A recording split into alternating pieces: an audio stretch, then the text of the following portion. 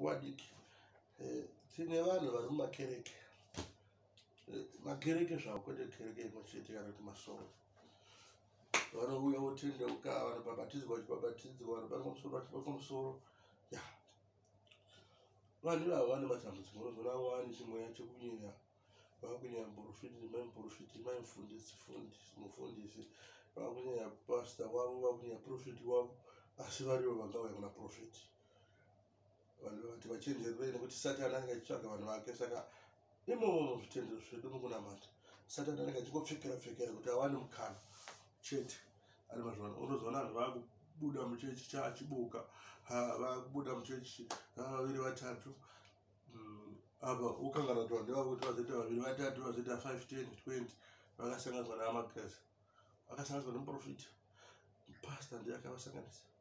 mufundisi ndiye akavasanganisa bishop ndiye akavasanganisa vangomubanduke satani ndozvaakaita anopfekera imomo mukunamata anzi agadza murutu akaimba akati vakuru maononga chechi kusvika saka tinoda kutenda Mwari kuti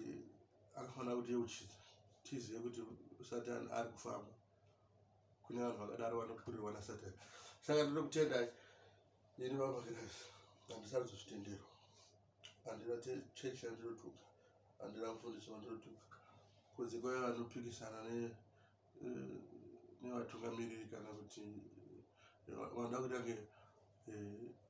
vari kutaura mharidzo ivo vachitaura zvenyika aiwa ivo vatitevere totevera vaya vanotaura jesu vaine murau pasi pehurumende totenda zvikuru tati tingoyeudzisana kuti tine vanhu vakadaro varipo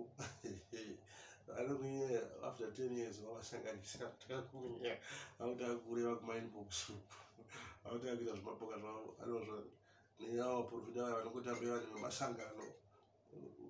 kutambira munhu akavarwa muzoro kurimwe sangano be careful